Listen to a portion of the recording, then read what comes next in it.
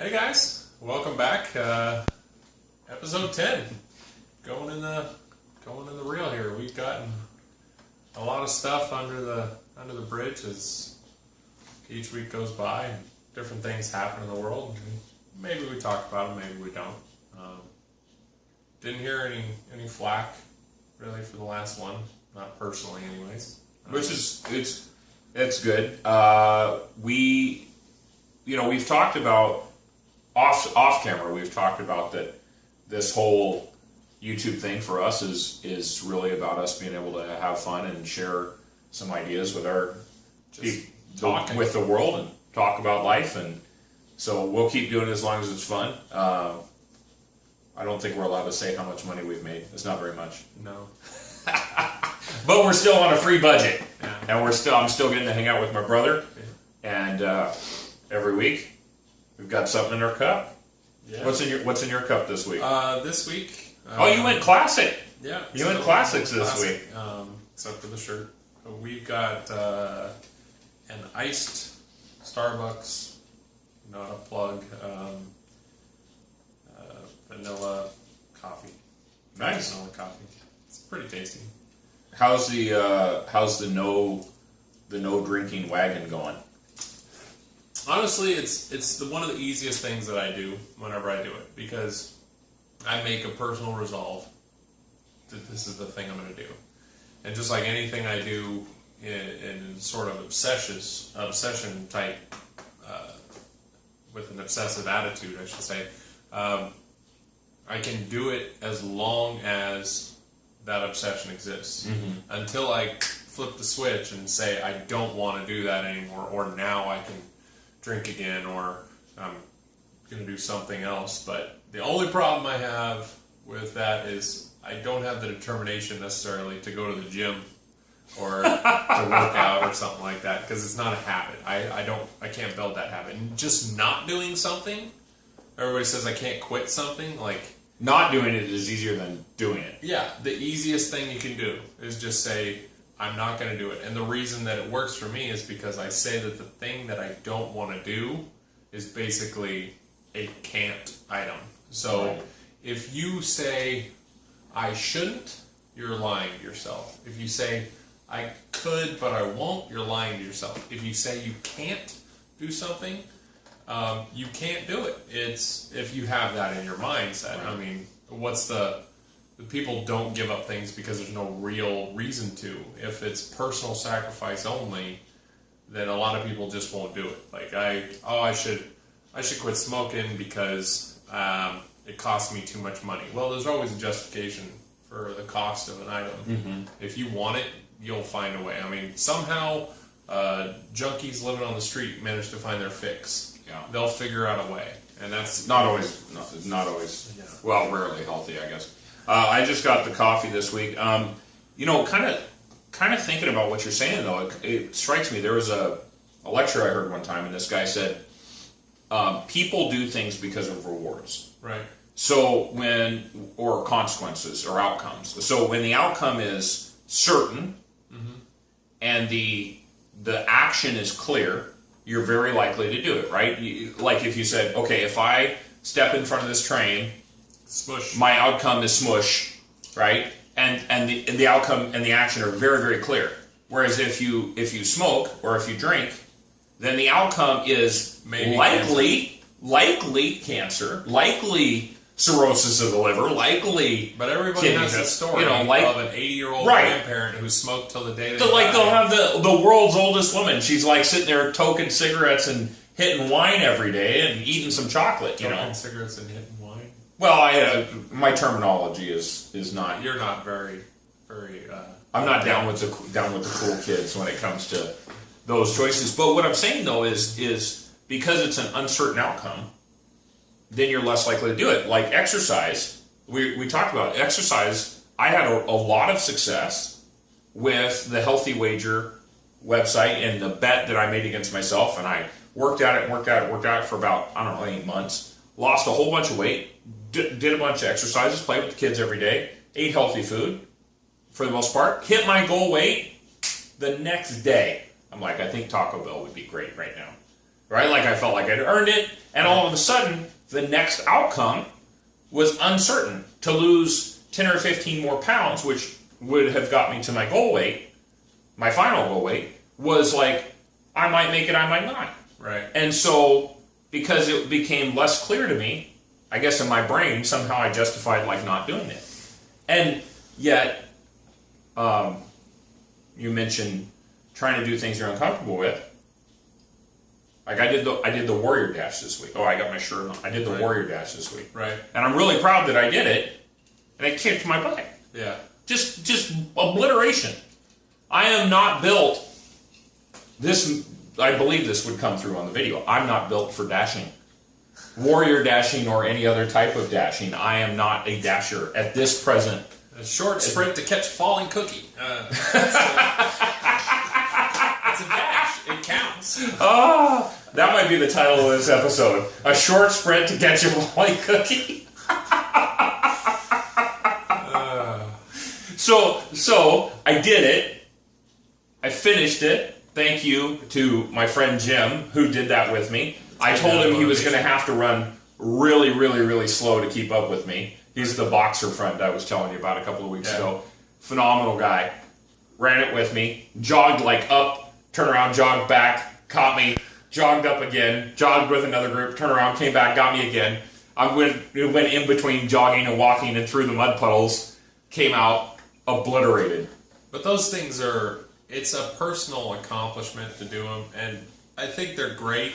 I kind of want to do a Tough Mudder. It comes up in a few months, October. We could do that this year. It's my birthday. I'll do that with you. I really want to do it, but it was actually my goal for this year. I was do to that get with you. strong enough and fast enough that I'd be able to complete it in some sort of time. And I don't know what the exact mileage on the regular Tough Mudder is. I think it might even still be the 11-mile course.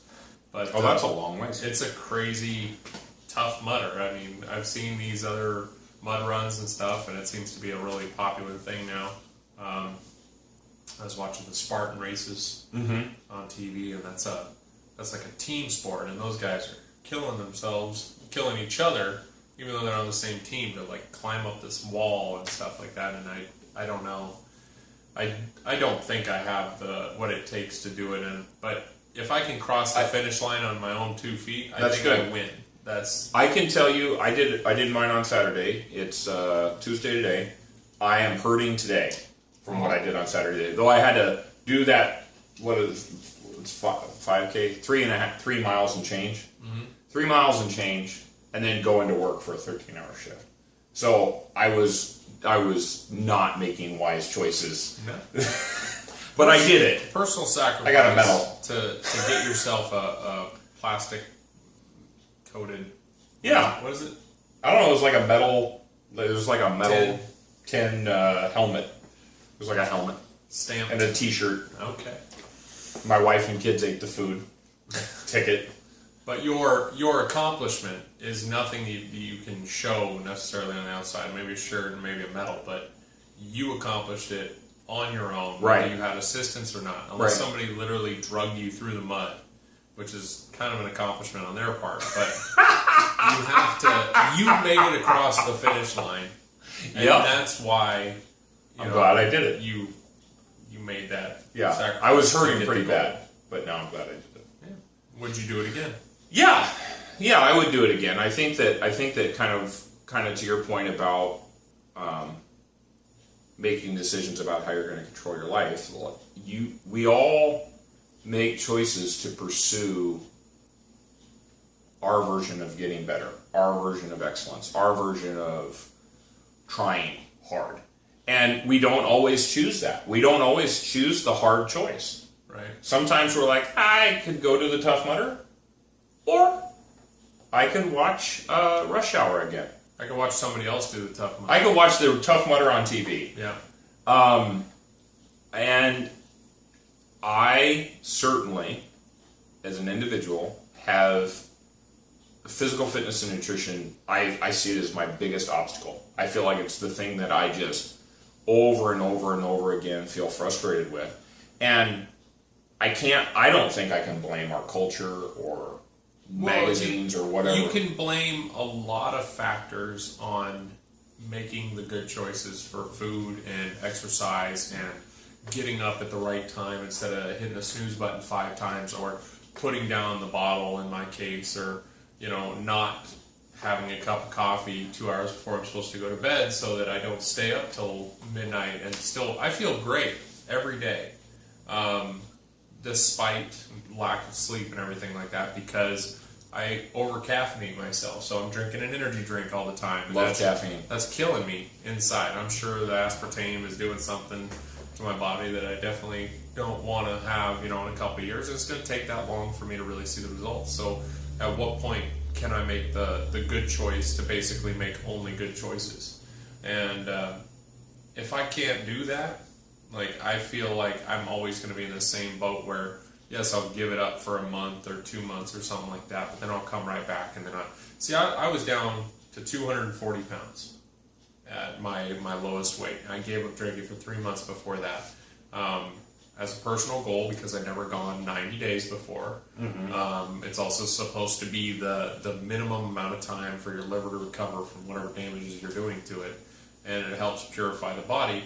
And I felt pretty good. And when I came back to drinking, I was making pretty good drinking choices. And then as it goes with mine, it's like, well, I'm drinking 4 beers, I'm drinking 5 beers, I'm not drinking in a beer, but I'll have a glass of whiskey or something, or we'll do the show and I'll polish off half a growler of beer in one 30-minute sitting. And a lot of people look at me like, that's crazy. And I say, I very rarely get drunk, but I'm enjoying the alcohol the same. And so at some points during these months, I always think, maybe I won't ever drink again. But social pressures and my own desire to do the thing kind of lead me back to it. So if I can't make that good choice, then what do I have to do to counteract it?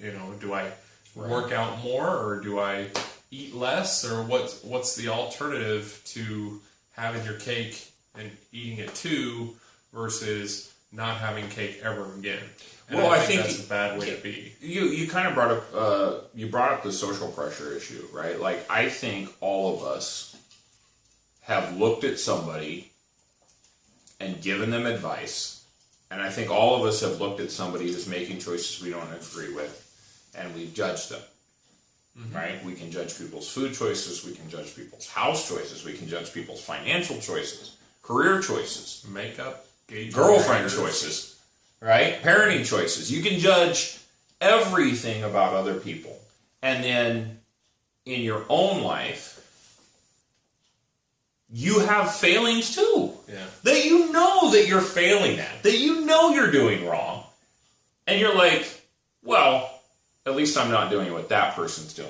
Right? Somebody will say, well, I smoke, but at least I'm not overweight.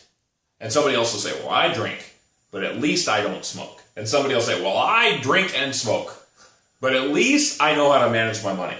Right? And so you make this thing the evil that somebody else is doing to justify your own choices that you don't agree with. Right? That you don't think are right.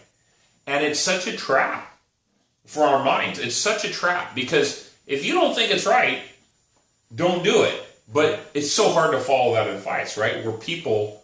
Because you can't be a Puritan. You can't be a Puritan. There's always going to be somebody telling you what to do, how to do it, and if you're doing it right or you're doing it wrong. Until you can decide fully for yourself where your level is. I don't need to drink every day, but I might have a glass of wine at a wine party. Or I'm never going to drink again, but I will hang out with people who do drink and not feel the pressure.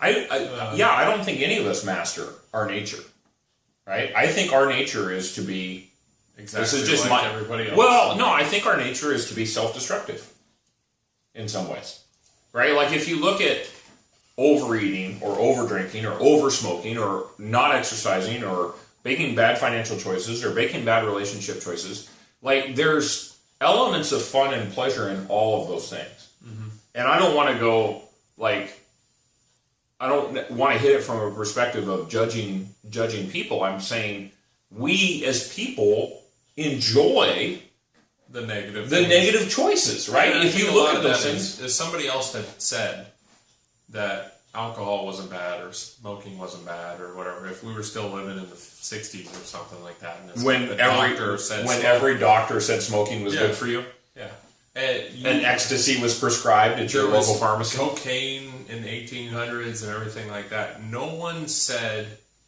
that they knew everything. They just said this one thing that you're doing right now is going to fix something else that's wrong with you. And I'm sure cocaine was great for a lot of people. Yeah, if you don't have any energy, cocaine's probably great, right? Get you through a war, make you Well, that's where methamphetamines came a from. fighting machine, and Hitler helped develop the drugs or Hitler's doctors helped develop the drugs that turn into methamphetamine. and it probably would something like that probably would have came around anyways. Sure.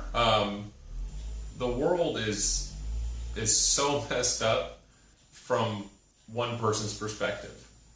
But if you could see it from everyone else's eyes, like I always try to say, if I'm going to judge the way something is, even if it's just an in-my-head judgment, I'm always saying, like, well, maybe they see it this way. I try to put myself in that position, at least for the first part, and then say, well, maybe they're only standing on the corner because they just lost their job and that's why they're there. And then I see them, sitting on, a $300 backpack and wearing brand new Nikes or something like that. Like, I'm sorry, but somebody didn't just donate those brand new Nikes to you. They probably came from the store that you bought them at with your panhandling money. It's a judgment that I'm making of this person. And if I see someone with a dog on the side of the street, I always think, well, it's sad for the dog, but that person, I always feel like, if you couldn't feed yourself, why are you trying to feed an animal? You shouldn't have that. Yeah. It's a pandering technique where they can get you to feel bad for the dog, so you feel bad for the person, that they might help the dog if you help them. But if they're just out there to make their money and then not feed the dog or get their drug money or something like that. Those issues are hard, right? You can look at other people's choices in life and very easily say, that person is jacked up. Mm-hmm. That person doesn't understand. If that person only had this knowledge, then they wouldn't make those choices. And yet, again, we have that knowledge a lot of times. Like, we know certain activity. I know overeating is bad for me. I know, yes, sure, I could get injured exercising, but in general, exercise is good for me. Not even exercise, just only eat good food. And only a little bit. And then you lose weight. It's as simple as that. Yeah. But it's so hard because food is good. Every molecule in our body says, eat food. I don't know. Drink water. Drink whatever's around you because you're thirsty and you want something always coming in because that's how we survive. Now, it might be killing us because the thing that we put in our body is not what our body needs, and it's just, well, I don't need that, but maybe I need the fat later when I'm starving, because apparently we have to eat all the time. Let me tell you something that's good for you that it's not good for me. Quinoa.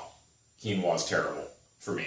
It's great for a lot of people. It's so basic. I don't even. It makes my tummy hurt. If that's it, I mean, I know a guy who can't eat garlic. He loves garlic, but he can't eat it, and I feel bad for him because garlic is great. But if you can't eat a food because it'll make you sick, you shouldn't eat that food. But so I guess, what are the things for you that are working for you, or that you think you want to teach to your son? What are the things that you think for him are working or will work in terms of making good choices for your life? What's the way to go? I can teach my kid is if I make the choices that he sees me make. Like when I want him, he's huge. He's a year and a half old and he's a giant. And kid's a tank. He beats up our little neighbor friend's girl, and I always feel bad for her whenever she comes over because he's just out there wailing away on things, and then she just walks into the crossfire and gets taken out, and then I'm just like, come on, man, stop beating everybody up already. I don't want him to be a bully, so I'm going to have to teach him at some point when he understands, and that's unfortunate about kids, is you want him to be good right away, and it takes a long time. I always say 10,000 more corrections from today, Yeah. and I'll have a functional adult. Right. I'm aiming for functional adult. I have to be I have to be an example. That's the only way. I can say everything, but like, unfortunately, our parents told us everything we should never do, and all the things we should do, and all the good choices we should do, but we never got to see a lot of these choices in action. It was dad went to work, mom went to work, they came home, dinner was done, we did the dishes, we did our chores on the weekends. I didn't feel like there was a lot of fun, free time, even though I'm sure there was tons of it. It's like it never lasts long enough when you're a kid. But they had their responsibilities, and it was a different era when you could go outside and play, and all three of us brothers, we'd be running around and keeping each other entertained or annoyed in whatever case it was. And for them, when they got home, they didn't want more responsibility and noise, and you're not even supposed to be seen, go play some more or something like that. And I don't know, I remember playing like wiffle ball with dad, and I remember going huckleberry picking with them and stuff like that, but those types of activities that were supposed to be fun seemed like chores. Right. Picking cans out of the mud to save up for a Nintendo was not a good chore. There was a responsibility element, like you have to earn the money for the Nintendo, but it wasn't fun. The result might have been fun, more entertaining, but it wasn't the way that the lesson should have been there. Like I didn't have money, so I'd always make bad decisions with money. Right. Here's $1, but you have to give the $1 to tithe, and I'm like, I don't understand why I have to give my $1 away. I want to keep my $1. I want to buy candy, and so basically that's what I did. Is when I got money as a kid, I'd buy candy. I remember trying to do budgets on very small amounts of money with mom and dad, and I think that I learned a lot from that. But I think it took a long time for me to have those lessons come back. Like I certainly went through a similar type of phase where I felt like obedience was so important that as soon as I got out of the house and I went to the Navy and I had my own money, like I made the choice to buy, in my mind, all of the toys and entertainment that I could, because that was how I was going to enjoy my time. And a lot of that stuff never got used. A lot of that stuff, I mean, this is long enough back that I had a VHS collection, right? This is that long ago. And I really pursued having stuff as a way to have that entertainment. And ultimately, those weren't good choices, and I learned from those experiences. And I remembered the lessons at that point. It took me to like 26, 27 to not be dumb. I don't think anyone gets through it without having made some seriously bad choices. If I can't keep my kid from being a criminal or from getting himself like basically messed up with the wrong kids. Like I hung out with a lot of what people would consider bad kids nowadays, but honestly, we were all just unguided. We had no activities except for what we could come up with on the fly. So which is usually trouble. Be an example to my kid through my own actions. That's pretty much the gist of it. My choices, like I want him to see that the nice things that we have were made or brought to us through our own personal sacrifice. We bought this, so we didn't buy this. And, if you're going to have money and spend it, you have to spend it the right way. Like, I don't pay full price for anything if I can help it. I sacrifice buying a brand new car so that I can have more things inside my house. But my car, I don't need a new car. I've only got 130,000 on mine. It's probably going to last 220, 230 if I take care of it. So, but you make a choice. That's for you. That's a value. Yeah. Right. But my want, a brand new truck. Right. I don't need it. Right. I just want it. So I have to figure out a different way to go about things. So I'll be an example. And when he's old enough to have conversations and stuff, it won't just be like, do it this way, and that's the only way it's going to work. And if you don't do it that way, then you're going to screw up your life or something like that. So I think engaging teenagers, like I have a couple of teenagers that we know, my wife and I know, through family friends, and I'm finding it very hard to engage with them now that they're teenagers, and talk to them. Kids. Well, just to talk to them about serious issues, right? Because you ask them, what do you think about what's going on in the world? What do you think about your life? What do you think about your plans? And we even talked about this on the episode, What Did You Want to Be When You Grew Up? Mm-hmm. We talked about this issue, how ridiculous is it to ask a child what do they want to be when they grow up when they have no context. Right. They're basically just looking at outfits and costumes on TV. So I worry about how to teach my kids about good choices. Certainly now when they take something away from their sisters or when they take something away from the baby, there's a consequence that goes with that choice. And we talk a lot about unconditional love. We talk a lot about love in spite of bad choices. So I hope that they'll tell me when they're making bad choices and we can talk about it. But love in itself is a relative thing. I mean, you understand the word.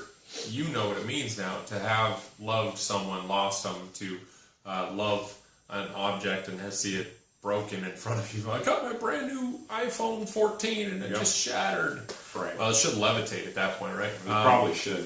But you basically, you can tell.